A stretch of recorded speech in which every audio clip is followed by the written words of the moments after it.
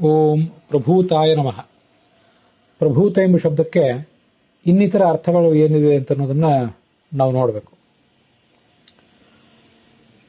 ಗಾಯತ್ರೀವಾ ಇದಂ ಸರ್ವಂ ವ್ಯಜಿದಂ ಭೂತಂ, ಇದಂ ಸರ್ವಂ ಭೂತಂ ವ್ಯಜಿದಂ ಕಿಂಚ ಅಂತ ಛಾಂದೋಗ್ಯ ಉಪನಿಷತ್ತು ವರ್ಣನೆ ಮಾಡ್ತದೆ. ಯಜಿದಂ ಕಿಂಚ ಭೂತಂ ಪ್ರಭೂತಂ ಪರಿಪೂರ್ಣಂ ತತ್ಸರ್ವಂ ಗಾಯತ್ರಿ ಭಗವಾನೇವ ಅಂತ ಆ ಛಾಂದೋಗ್ಯ ಉಪನಿಷತ್ತಿನ ಭಾಷ್ಯ ಅದನ್ನು ವ್ಯಾಖ್ಯಾನ ಮಾಡ್ತದೆ.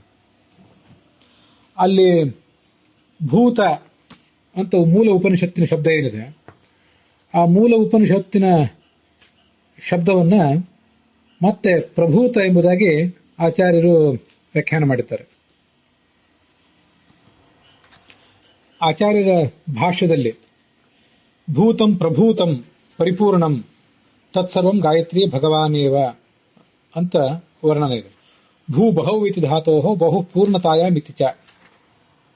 ಗಾಯತ್ರೀವಾ ಎಂಬ ಏನು ಆ ಉಪನಿಷತ್ತಿನ ವಾಕ್ಯ ಇದೆ, ಭೂತ ಅಂದ್ರೆ ಅಲ್ಲಿ ಬರುವ ಭೂತ ಎಂಬ ಶಬ್ದಕ್ಕೆ ಪ್ರಭೂತ ಅಂದ್ರೆ ಪರಿಪೂರ್ಣ ಅಂತ ಅರ್ಥ. ಧಾತುಗಳು ಎರಡಿದೆ. ಒಂದು ಭೂ ಬಹು ಅಂತ ಧಾತು, ಅದಕ್ಕೆ ಬಹಳ ರೂಪವನ್ನು ತಾಳುವಂಥದ್ದು ಅಂತ ಅರ್ಥ.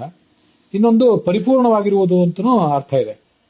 ಆದ್ರಿಂದಲೇ ಭೂತ ಅಂದ್ರು ಪ್ರಭೂತ ಅಂದ್ರು ಬಹಳ ರೂಪ ಉಳ್ಳದ್ದು ಮತ್ತೆ ಪರಿಪೂರ್ಣತೆ ಉಳ್ಳದ್ದು, ಇಷ್ಟೆಲ್ಲ ಅರ್ಥಗಳು ಕೂಡ ಬರ್ತವೆ.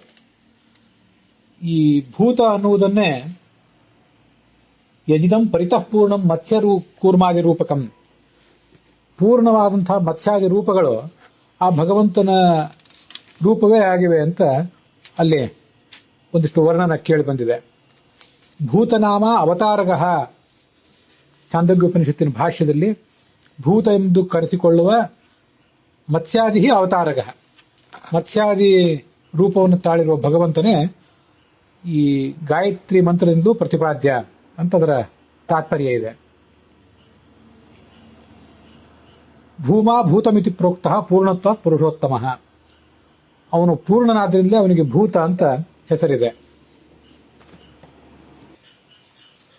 ಪ್ರಭೂತತ್ವಾತ್ ಅನ್ನುವ ಶಬ್ದಕ್ಕೆ ನಿತ್ಯ ಆವಿರ್ಭೂತ ಗುಣತ್ವಾತ್ ಭವತೇಹ ಆವಿರ್ಭಾವಾರ್ಥಕತ್ವಾತ್ ಅಂತ ಐತ್ರೇಯ ಉಪನಿಷತ್ತಿನ ಭಾಷ್ಯದ ಟೀಕಾ, ತಾಮ್ರಪರ್ಣಿ ಆಚಾರ್ಯರ ಟೀಕಾದಲ್ಲಿ ವರ್ಣನೆ ಮಾಡ್ತಾರೆ. ಹಾಗಾಗಿ ಪ್ರಭೂತ ಅಂದ್ರೆ ನಿತ್ಯವಾಗಿ ವ್ಯಕ್ತವಾದಂತಹ ಗುಣಗಳುಳ್ಳವನು ಅಂತ ತಾತ್ಪರ್ಯ ಆಗ್ತದೆ.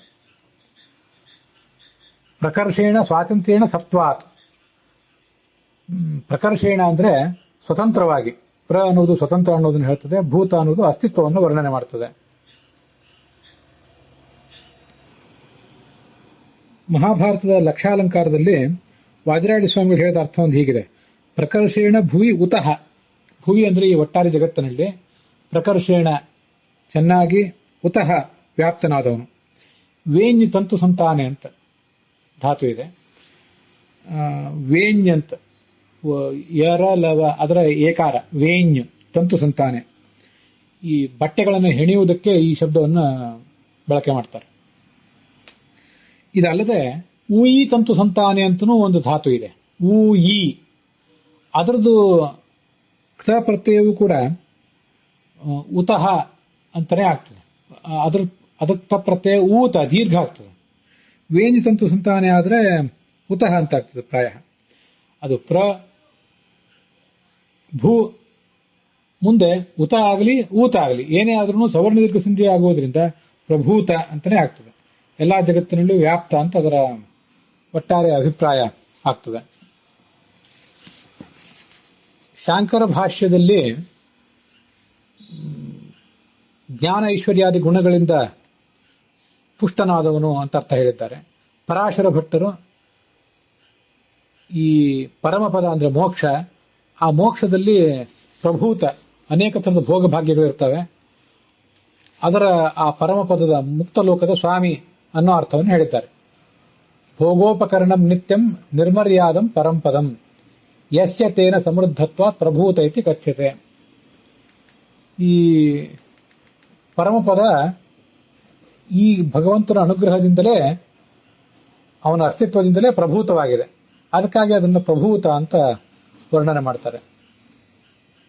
ಸತ್ಯಸಂಧರ ವ್ಯಾಖ್ಯಾನದಲ್ಲಿ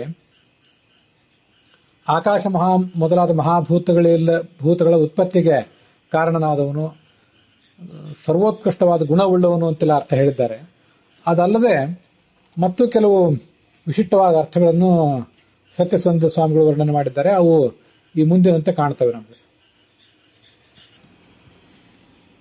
ಊಯಿ ತಂತು ಸಂತಾನೆ ಅಂತಿದೆಯಲ್ಲ, ದ್ರೌಪದ್ಯರ್ಥೆ ಯಸ್ಮಾತ್ ಸಹ ಪ್ರಭೂತಃ. ದ್ರೌಪದಿಯ ಕಾರಣಕ್ಕಾಗಿ ಅದೆಷ್ಟೋ ಸಂಖ್ಯೆಯ ಸೀರೆಗಳನ್ನ ಹೆಣೆದು ಅವಳಿಗಾಗಿ ತತ್ಕಾಲದಲ್ಲಿ ಒದಗಿಸಿಕೊಟ್ಟವನು ಅಂತ ಒಂದು ಅರ್ಥವನ್ನ ಸತ್ಯಸಂಧ ಸ್ವಾಮಿಗಳು ವರ್ಣನೆ ಮಾಡ್ತಾರೆ. ಗುಣೈಹಿ ಊತಃ, ಗುಣಗಳಿಂದ ವ್ಯಾಪ್ತನಾದವನು. ಆಕಾಶಾದಿ ಮಹಾಭೂತಗಳನ್ನು ಇವನೇ ಹುಟ್ಟಿಸಿದವನು. ಇವಿಷ್ಟು ಆ ಪ್ರಭೂತ ಎಂಬ ಶಬ್ದಕ್ಕೆ ಬೇರೆ ಬೇರೆ ವ್ಯಾಖ್ಯಾನಕಾರರು ವರ್ಣನೆ ಮಾಡಿದಂತಹ ಅರ್ಥಗಳು. ಅವುಗಳನ್ನ ನೋಡಿ ಮುಗಿಸಿದ್ದೇವೆ. ಅಲ್ಲಿಗೆ ಪ್ರಭೂತ ಶಬ್ದದ ಪೂರ್ಣವಾದ ವಿವರ ಸಮಾಪ್ತವಾಗಿದೆ.